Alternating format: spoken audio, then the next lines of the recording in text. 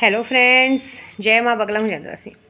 देखिए, आज भी मैंने फ़खरुद्दीन शाह बाबा के दरवाजे पे जाके चादर चढ़ा के आई, क्योंकि देखिए रोज़ मैंने कहा था लोग जो छोटा थोड़ा पैसा देते हैं उनके नाम के चादर, लेकिन आज मैंने अपने पैसों के चादर चढ़ाए। क्योंकि जो लोग चादर के लिए भेजना चाहते हैं लोगों के पास फालतू खर्च करने के लिए, लेकिन किसी को बाबा की चादर चढ़ाने को पैसा नहीं। हर किसी को फ्री में काम चाहिए।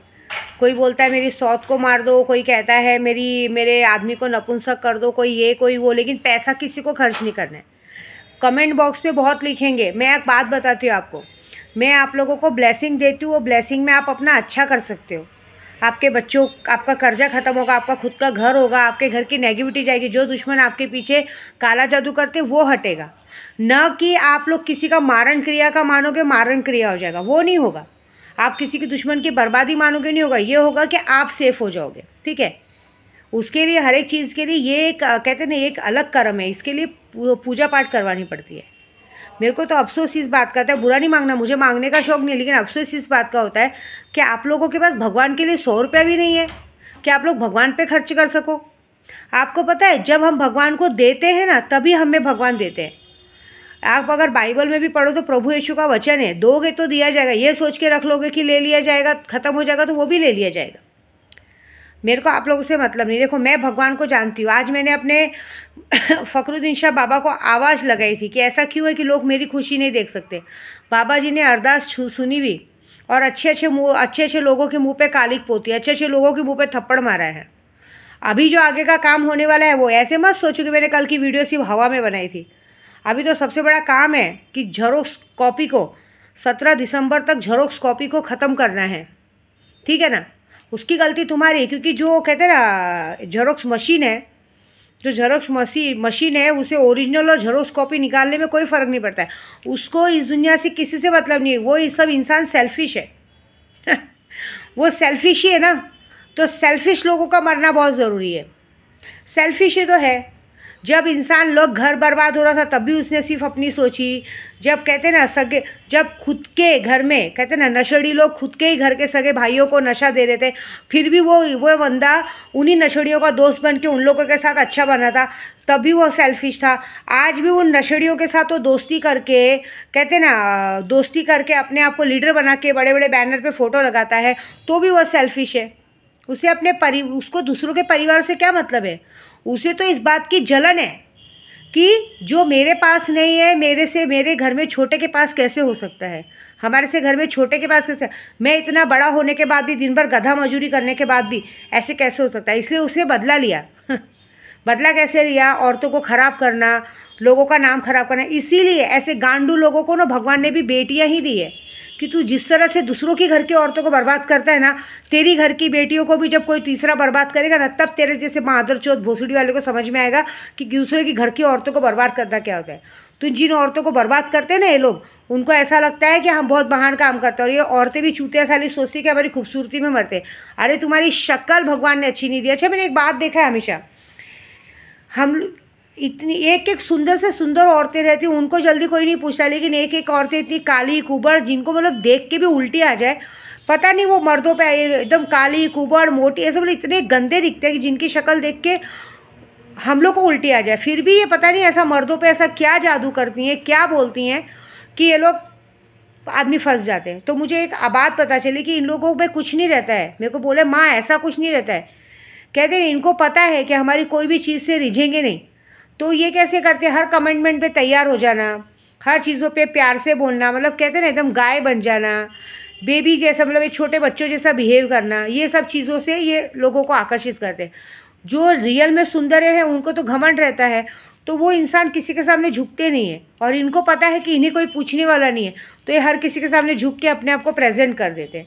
इस प्रेजेंट के तरीके से सामने वाला इनके चक्कर में फंस जाता है। प्रेजेंट होने के बाद ये एक बार आपको घमंडी चलेंगे, मुँह फट, वो लोग नहीं चाहिए। उसके बाद ये लोग अपनी गंदी चीज़ें खिला के, क्योंकि असलियत में तो आप इनकी तरफ देखो भी नहीं। काला जादू एक ऐसा चीज़ होता है, जैसे लूना चमारी की हम शक्ति सिद्ध करके देते हैं, या ये गंदी चीज़ें एक ऐसी चीज़ें होती हैं। लूना चमारी भी एक गंदी तंत्रिया से ही की जाती है, लेकिन मैं मंत्रों से करती हूँ। लेकिन लूना चमारी का एक था, कहते हैं ना बड़े से बड़े तांत्रिक भी आज तक उसके सामने नतमस्तक हो गए थे। तो ये क्रियाएँ ऐसी होती है कि आदमी दिखने में, कहते हैं ना जला हुआ शरीर भी क्यों न रहे, एक तंदूर जैसा शरीर भी क्यों ना रहे, लेकिन तो भी सामने वाले को बहुत पसंद आता है। ये जो वशीकरण करते हैं ना, वशीकरण का माहौल ही ऐसा रहता है कि ये लोग सिर्फ अपनी चेहरे का वशीकरण नहीं करते, वाणी वशी करते हैं।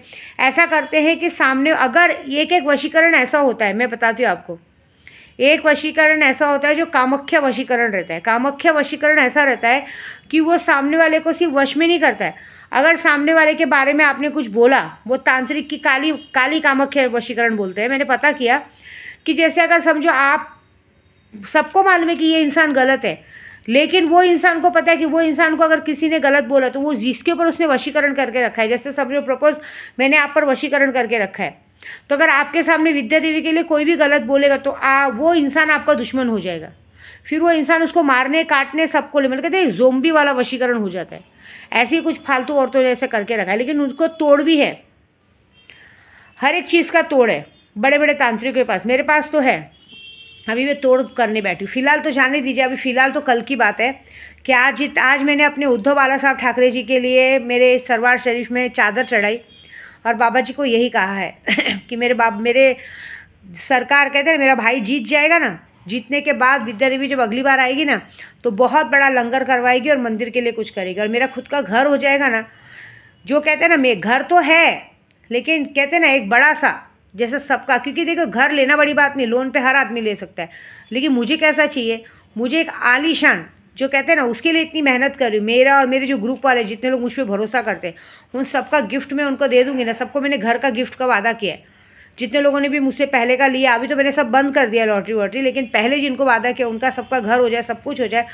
तो मैंने कुछ सोचा है कि मैं बाबा जी क्या कुछ तो बहुत बड़ा करूँगी, चादर ही नहीं चढ़ाऊँगी, कुछ ऐसा करूँगी जो देखने ताकने लायक होगा, ऐसी बात है।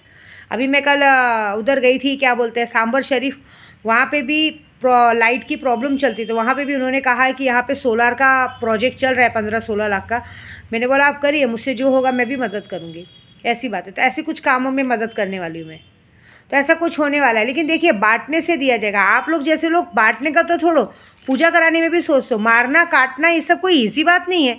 अभी आज एक लेडीज़ बोलती प्लीज़ आप, क्या बोलते हैं ना, आप मेरे लिए काम कर दो, मैं आपको 501 रुपये दूँगी। अब आप एक अपने आदमी को नपुंसक बनाने की बात कर रही हो, और एक औरत जिसका ऑलरेडी पैर कटा है उसको खटिए में सुला रही हो, लकवा मरवा रही हो, और उसके बाद भी बोलती हूँ कि उसके लिए पैसे नहीं है, आप मेरी मदद कर दो।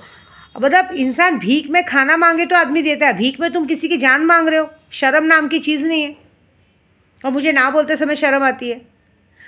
तो ये सारा कुछ जो प्रपंच है मेरे ख्वाजा जी ने तो सुन लिया है। अभी मैं देखिए कल क्या है, कल देखिए पहले पोते को चादर चढ़ गई, फिर उसके बाद बेटे को चादर चढ़ गई। अब मेन हमारे ख्वाजा जी, ख्वाजा गरीब नवाज़ बाबा, उनको चादर चढ़नी है, तो कल उनको चादर चढ़ेगी 21,000 की, लंगर बटेगा, गरीबों को खाना बटेगा, और ख़ास करके मेरे उद्धव बाला साहब ठाकरे जी के लिए। अब मैं उसमें भी बोलूँगी, अगर आपको किसी को भी इसमें, मैं नहीं बोलूँगी आप मुझे 21,000 दो, जिसको जो भी नजराना पेश करना हो पेश करो, नहीं करे आपकी मर्ज़ी। कल का दिन मेरे भाई के लिए बहुत बड़ा दिन है, परसों का दिन बहुत बड़ा है, परसों इलेक्शन है, और परसों फिर से मैं फ़खरुद्दीन शाह बाबा की दरबार पे जाऊंगी, फ़खरुद्दीन शाह बाबा के दरबार पे जाऊंगी, क्योंकि आज बाबा ने मेरी कोई विश पूरी की है। आज मेरे बाबा जी ने मेरी कोई चीज़ मुझे वापस की है। लोगों ने छीनने की कोशिश की, बाबा जी ने उनके मुंह पे तमाचा मार के मेरी चीज़ को मेरे पास ले आए हैं। तो बस उसका शुक्राना अदा करने के लिए मैं परसों जाऊंगी। देखिए दिल से किया हुआ ना, मैं कभी किसी पे वशीकरण नहीं करती हूँ, मैं दिल से प्यार करती हूँ, और मुझे पता है कि जब दिल से इंसान किसी को प्यार करता है ना तो पूरी कायनात उसको लग जाती है जोड़ने के लिए।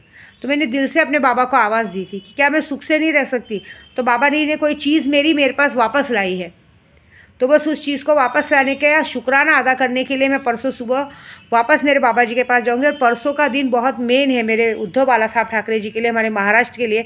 तो परसों मैं वहाँ दोपहर भर बैठ के वहाँ पे बाबा जी की जियारत करूँगी, क्योंकि मुझे पता है जब वो एक आवाज़ देने पे सुन सकते हैं तो पूरे महाराष्ट्र को मेरे उद्धव बाला साहब ठाकरे जी की तरफ मोड़ सकते हैं। और एक और बात कितने लोगों का बैग चेक होता है तो डर रहे हैं, अरे क्या हो गया जब आपके पास कुछ, मैं पूरे महाराष्ट्र से राजस्थान तक आई हूँ, मेरा जहाँ जहाँ गाड़ी रोका मैंने बैग चेक करवाया। जब हमारे बैग में कुछ है नहीं तो डर किस बात का, हम थोड़ी ना सोना चांदी पैसा कुछ लेके जा रहे हैं, कुछ भी नहीं। तो कभी भी देखिए अगर आप गलत नहीं हो तो बैग चेक करवाने में कोई दिक्कत नहीं होनी चाहिए, क्योंकि भाई इलेक्शन का टाइम है, कानून का। क्योंकि अभी पुणे में ही एक गाड़ी में 5 करोड़ रुपए पकड़े गए थे। और एक बात बताओ, पुलिस वालों को अच्छे से पता रहता है कि इस गाड़ी में क्या है क्या नहीं है। लेकिन अगर एक इलेक्शन में जो आमदार खड़ा है, उद्धव बाला साहब ठाकरे जी का बैग चेक हुआ, सबका चेक हुआ, तो नॉर्मल सबका चेक हो रहा है, तो कोई बड़ी बात नहीं है। तो इसमें चिल्लाने चीखने की कोई मतलब नहीं है, कोई हरेसमेंट कुछ नहीं होता है। ये जो प्रोसीजर है वो पूरा करना पड़ता है, तो करने दो ना। मैं तो अपनी गाड़ी में माला पढ़ते बैठी रहती हूँ, बोल देती हूँ ड्राइवर लोग को गाड़ी खोल के दे दीजिए, पूरा बैग चेक कीजिए। मेरे गाड़ी में क्या मिलेंगे, कपड़े मिलेंगे, माता जी की फ़ोटो मिलेगी, अगरबत्ती मिलेगी, धूप बत्ती मिलेगी, यही सब मिलेगा, बाकी कुछ नहीं मिलने वाला है। माला मिलेगा, इत्र मिलेगा। तो मैं डरती नहीं हूँ, करो चेक, जो है देखा जाएगा, ऐसी बात है। लेकिन नाच ना है आंगन टेढ़ा, कुछ लोग डर जाते। क्यों डरते मालूम है? क्योंकि इंसान अपना ईमान धर्म बेच के अपनी पार्टी को लेके दूसरी पार्टी में सम्मिलित हो गए ना, दूसरे के तलवे चाटने को चले गए हैं, तो उनको डर तो लगेगा ना। तो उनको ये बात का डर है कि मैं जब चला गया तो भाई सीधी बात है, जिन लोगों को पता है कि ये इंसान गद्दार है, जब ये अपने लोगों को अपने पास इतना बड़ा शेर है, उस शेर का नाम खराब करके दूसरी जगह पे सिर्फ पॉलिटिक्स में नाम बढ़ाने के लिए तलवे चाटने जा सकता है, तो कर कोई पैसे देगा तो पैसे भी ले सकते हैं। और ये सारा खेल पैसों का है। जो इंसान इतनी बड़ी बड़ी बातें कर रहे हैं ना, लोगों को चूतिया बना रहे हैं ना कि हम आपके लिए आए, आपके लिए कुछ नहीं आए, सिर्फ वोटिंग तोड़ने आए हैं। और वोटिंग तोड़ने का अच्छा खासा पैसा लेके बैठे हैं। उनको पब्लिक से या माँ बहन से कोई लेना देना नहीं है। जिनको लेना देना होता है ऐसा करते नहीं है। बाकी का काम मैं करती हूँ, मज़ा देखो, ठीक है।